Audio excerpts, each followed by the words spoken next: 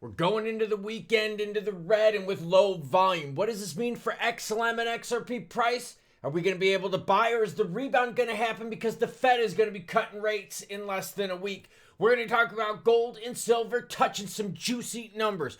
21 Capital is going to make some history. Traditional finance getting into crypto. Price action. I say lots of naughty things, so here's your warning. That's right. The traditional players in Wall Street get to play with a little crypto. How does that happen? Well, I'm going to share it with you. But first, I got to share with you this disgusting mess up on the screen. Unless you feel like buying. But don't worry, we're going to talk XLM, XRP price because stellar XLM, ISO 20,022 growth, potential rally action. I got you covered, news fans. Now, we're going to do your comments. And then that. Alan McMaster's hanging out with us. Says, happy Friday, brother. Have a great day. Have a great day, you as well, sir. And hopefully this weekend is a juicy one for all of us. The Garrett Mendoza says, honestly, I listen as well, especially the days I work. Can't miss a vid. I will do my best to make sure that the audio is crispy and juicy, baby. All right, Bitcoin, 89,400. If we stay under this 89 mark throughout the weekend and then we don't get the bump we need from JP, we're going to be on the mega pain train.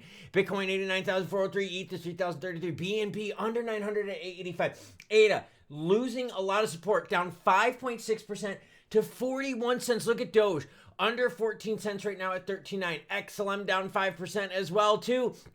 24 cents. Altcoin season, don't even care. 24-hour volume, 136 billion. So kind of going into Friday. So we might not have a lot of excitement this weekend, which would be bad because when you don't have excitement and you have bearish sentiment, you could have even more bearish pressure leading to what? Bearish prices. But are these prices a springboard to the juicy action that could be right around the bend? Well, right now, gold and silver are gaining. Gold gains on Fed rate cut optimism. Silver hits a record high. Gold prices rose on Friday as mounting expectations of the Federal Reserve rate cut next week. Remember, that's going to be on the 10th.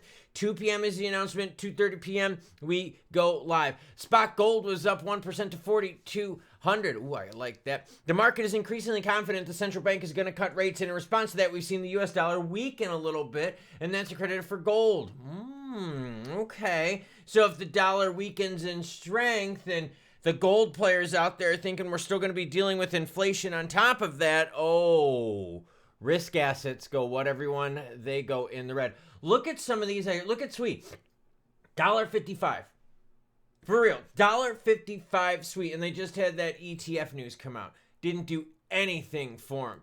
Now, 21 Capital is set to make history on the New York Stock Exchange with the $4 billion BTC Treasury. That's right. On December 9th, 21 Capital will debut on the New York Stock Exchange under the ticker symbol XXI, marking the first Bitcoin native company to trade on the exchange.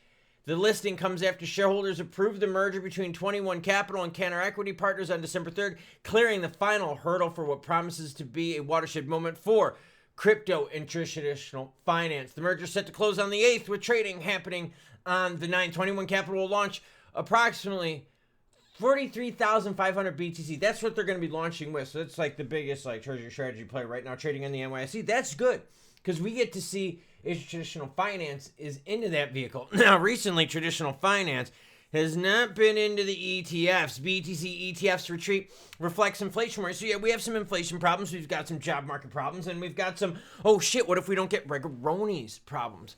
Spot BTC ETFs hemorrhaged more than $3.4 billion over the last month, with selling accelerating in mid-November. And if we take a look at it, hold on, I've got it for you right here. And if we take a look at it, lots of it really heavy on the 12th and 19th of November.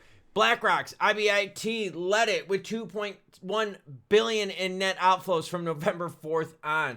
This is just nuts. So you're seeing a lot of these players lose some outflows. People are pulling their money out of those ETFs. Now, that being said, on the other side, the XRP ETFs and the SOL ETFs are still gaining inflows, which is juicy. So not all the players have gotten into those markets yet, but those players in the institutional world, traditional finance, are playing the pumps and dumps. Stellar XLM tests historic support with what? ISO 2022 growth. No. ISO narrative is all bullshit. Remember that was supposed to pump everyone on November 22nd? Well, Garmin tells me right now that we're December 5th. couple weeks later, and there is no pump. Be very careful out there because people are going to throw all this hopium bullshit out here that makes no sense. XLM is testing key support zones from 22 to 24% cents, which has historically led to rallies of 32, 53, and 138% with growing ISO adoption. It has nothing to do with fucking crypto. More just bullshit articles out here. Oh, look, it's all ISO. This is all just basically a search engine optimization, a spider article. They just throw in all the buzzwords out here to get you thinking, oh my God, something juicy is going to happen. Does that chart tell you ISO? No, it the fuck does not. What's frustrating about this is, yes, we have seen XLM at these levels, and we have seen XLM at 23 cents and change and rocket all the way up here to nearly 50 cents. We've seen it before when at the beginning of this year, XLM did the same thing. But right now the volume is telling us, yo, you're at 136 million and we're not that interested right now. It's really slowed down. Look at this. Go to the left. You can see we've had some low times. We pump, then we dump it down, we pump it, and then we what everyone dump it on down. XLM has trouble holding on to the good juice, but it does hold on to some kind of a floor. And you're like, bro, what are you talking about? Well, 2020, XLM had a really rough time in 2019, 2020 between the 4 and 8 cent range. Then we went through the Gensler era, which was 2022, into some 2024, where XLM was anywhere in the 8 cent to 15 cent range. So you can see slowly building, but never holds on to these peaks. Now XRP down in volume as well, not that much, 3% to $3.33 billion. The chart is, oh yeah, we're getting down to some low price. You're still not sub $2 yet. I know, that's what we're all kind of waiting for with this action. Sub $2 for XRP, I think we'd all get excited because right now we're all kind of like, oh, help us out with something. Rear term support has been right north of that $2.02 mark. Right, that's where we're hovering right now at 203. The markets are waiting for Jerome Powell and the Fed. Gold and silver are roaring because the value of the dollar is starting to really suck balls. There's also inflation concerns. And if the Fed lowers rates, and if we're still dealing with inflation, that could create what everyone?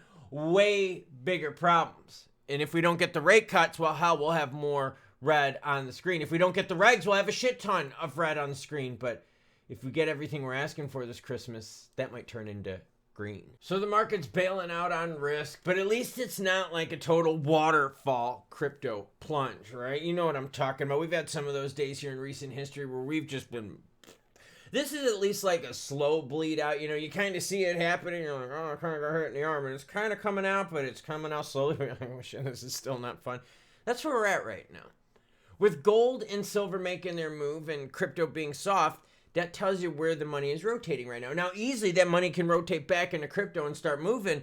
But for now, players are playing that move. And they've been playing the gold and silver move for a while because inflation hasn't freaking gone away. And the Fed screwed up the economy with the housing market and the job market. So we got a whole slew of problems. So the whole thing is, are you down with the contrarian play? Are you down with getting in on assets that are completely getting pounded right now? BTC, all-time high not too long ago.